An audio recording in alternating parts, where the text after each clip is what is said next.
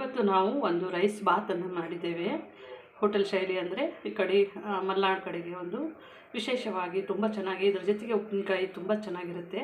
ಇದನ್ನು ಸುಲಭವಾದಂಥ ವಿಧಾನದಲ್ಲಿ ತುಂಬ ಟೇಸ್ಟಾಗಿ ಮಾಡಿರುವಂತಹ ಈ ರೆಸಿಪಿಯನ್ನು ನೋಡ್ಕೊಳ್ಳೋಣ. ಹಾಗೆ ನಮಸ್ಕಾರ, ರಿಯಾಸ್ ಕಿಚನ್ಗೆ ಸ್ವಾಗತ. ಇವತ್ತೊಂದು ತುಂಬ ಟೇಸ್ಟ್ ಆದಂತಹ ಹೋಟೆಲ್ ಶೈಲಿ ಒಳಗೆ ಮಾಡುವಂತಹ ರೈಸ್ ಬಾತನ್ನು ಮಾಡೋಣ. ತುಂಬ ಚೆನ್ನಾಗಿರುತ್ತೆ.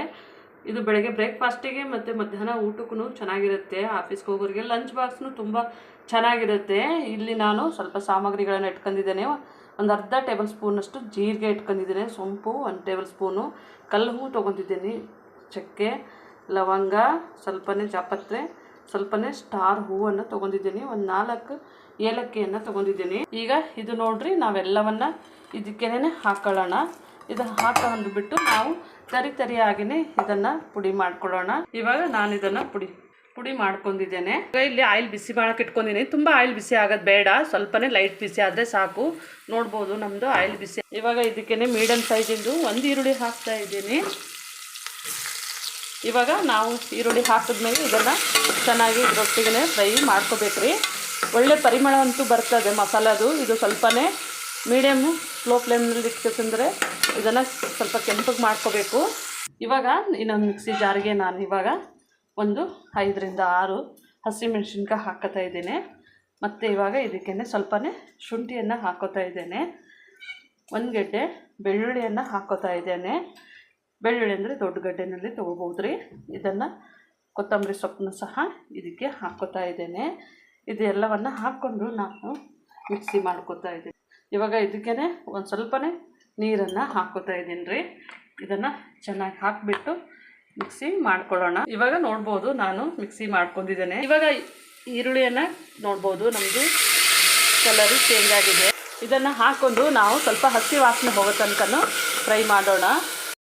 ಸ್ವಲ್ಪನೇ ಬಾಡಿಸ್ಕೊಂಡಿದ್ದೀನಿ ರೀ. ಇವಾಗ ಇದಕ್ಕೇ ನಾನು ಒಂದು 2.5 ಟೇಬಲ್ ಸ್ಪೂನಷ್ಟು ಮೊಸರನ್ನು ಹಾಕ್ತಾ ಇದ್ದೇನೆ. ಮೊಸರು ಇದು ಟೇಸ್ಟು ಚೆನ್ನಾಗಿ ಕೊಡುತ್ತೆ ನಮಗೆ. ಇವಾಗ ನಮ್ಮ ಮೊಸರು ಹಾಕೊಂಡು ಬಾಡಿಸ್ಕೊಂಡ್ಮೇಲೆ ಒಂದು 4 ಹಸಿಮೆಣಸಿನ್ಕಾಯಿನ ಹಾಕ್ತಾ ಇದ್ದೇನೆ. ಇದು ರೈಸ್ ಬಾತ್ ನೋಡ್ರಿ, ತುಂಬ ಚೆನ್ನಾಗಿರುತ್ತೆ, ಒಳ್ಳೆ ಟೇಸ್ಟ್ನೂ ಇರುತ್ತೆ. ಇವಾಗ ಸ್ವಲ್ಪನೇ ನಾವು ರುಚಿಗೆ ತಕ್ಕಷ್ಟು ಉಪ್ಪನ್ನು ಸೇರಿಸ್ಕೊಳ್ಳೋಣ. ಇವಾಗ ಸ್ವಲ್ಪನೇ ನಾವು ಅರಿಶಿನವನ್ನು ಹಾಕ್ಕೊಳ್ಳೋಣ, ಸ್ವಲ್ಪ ಹಾಕ್ಕೊಳ್ಳೋಣ, 1/4 ಚಮಚ. ಇದನ್ನು ಚೆನ್ನಾಗಿ ಇದ್ರ ಒಟ್ಟಿಗೆ ಮಿಕ್ಸ್ ಮಾಡೋಣ ರೀ. ಇವಾಗ ಇದಕ್ಕೇ ನಾನು ಒಂದು 2 ಹುಳಿ ಟೊಮೆಟೊವನ್ನು ಹಾಕ್ತಾ ಇದ್ದೇನೆ. ಇದನ್ನು ಸಹ ಸ್ವಲ್ಪನೇ ನಾವು ಬಾಡಿಸ್ಕೋಬೇಕ್ರಿ. ಇವಾಗ ನಮ್ಮದೆಲ್ಲ ಬಾಡಿಸ್ಕೊಂಡಾದ್ಮೇಲೆ ನಾನು ತರಕಾರಿಗಳನ್ನು ಕಟ್ ಮಾಡಿ ಇಟ್ಕೊಂಡಿದ್ದೇನೆ. ನವಿಲುಕೋಸು, ಆಲೂಗಡ್ಡೆ, ಬೀನ್ಸು ಮತ್ತು ಕ್ಯಾರೆಟು ಎಲ್ಲವನ್ನು ಹಾಕ್ಕೋತಾ ಇದ್ದೇನೆ. ನನ್ನ ಕಡೆ ಹಸಿ ಬಟಾಣಿ ಆಯಿತು, ಒಣ ಬಟಾಣಿ ಇಲ್ಲ, ಅದಕ್ಕೆ ಸ್ಕಿಪ್ ಮಾಡಿದ್ದೀನಿ. ಇದ್ದರೆ ಹಾಕೋಬೋದು. ನಾವಿವಾಗ ಎಲ್ಲ ತರಕಾರಿಯನ್ನು ಹಾಕಿದ್ಮೇಲೆ ಇದನ್ನು ಒಂದು 5 ನಿಮಿಷಗಳ ಕಾಲ ಬಾಡಿಸ್ಕೋಬೇಕ್ರಿ ಚೆನ್ನಾಗಿ. ಇವಾಗ ನಾವು ಬಾಡಿಸ್ಕೊಂಡಾದ್ಮೇಲೆ ಇದಕ್ಕೇ ಒಂದು ಮುಷ್ಟಿಯಷ್ಟು ಕಾಯಿ ತುರಿಯನ್ನು ತುರಿದಿದ್ದೀನಿ. ನಿಮ್ಮಲ್ಲಿ ಕಾಯಿ ತುರಿಲಿಲ್ಲ ಅಂತಂದರೆ ಕಟ್ ಮಾಡಿಬಿಟ್ಟು ಮಿಕ್ಸಿಗೆ ಹಾಕ್ಬೋದು. ಇವಾಗ ನಾವು ಇದನ್ನು ನೋಡಿರಿ, ಇದ್ರ ಜೊತೆಗೆ ಚೆನ್ನಾಗಿ ಒಂದು 2 ನಿಮಿಷಗಳ ಕಾಲ ಬಾಡಿಸ್ಕೊಳ್ಳೋಣ. ಇದ್ರ ಜೊತೆಗೆ ಇದು ಹಾಕಿದ್ರೆ ಟೇಸ್ಟು ಚೆನ್ನಾಗಿರುತ್ತೆ. ಇವಾಗ ಒಂದು 2 ನಿಮಿಷಗಳ ಕಾಲ ಬಾಡಿಸ್ಕೊಂಡಿದ್ದೇನೆ. ನೋಡ್ಬೋದು ನಮ್ಮ ತಳ ಹಿಡ್ದಿಲ್ಲ. ನಾನು ಇದಕ್ಕೇ ಒಂದು 2 ಟೇಬಲ್ ಸ್ಪೂನಷ್ಟು ಚಿಕನ್ ಮಸಾಲವನ್ನು ಹಾಕ್ತಾ ಇದ್ದೇನೆ.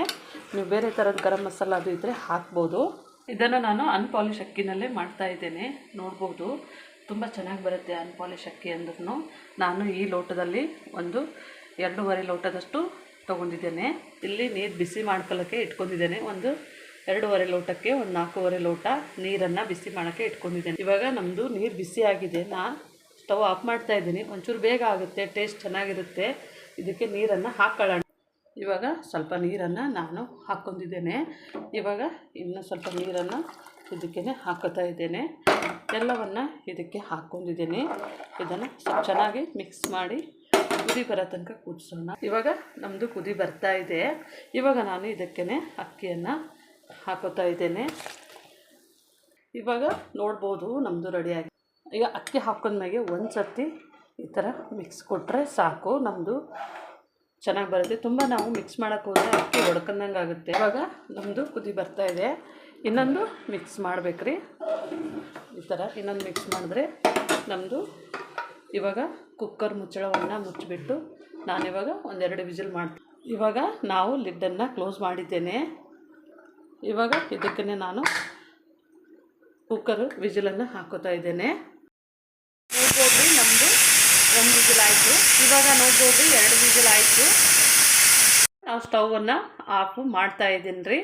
ಇವಾಗ ನಮಗೆ 2 ವಿಜಿಲು ಆಗಿದೆ. ನಮ್ಮದು ಕುಕ್ಕರು ತೆಗೆದು ನೋಡೋಣ. ನೋಡ್ಬೋದು ತುಂಬ ಚೆನ್ನಾಗಿ ಬೆಂದಿದೆ.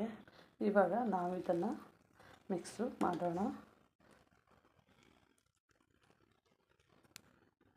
ಎಲ್ಲ ತುಂಬ ಸುಲಭವಾದಂಥ ವಿಧಾನದಲ್ಲಿ ಈ ರೈಸ್ ಬಾತು ತುಂಬ ಚೆನ್ನಾಗಿರುತ್ತೆ, ಒಳ್ಳೆ ಟೇಸ್ಟ್ ಆಗಿರುತ್ತೆ.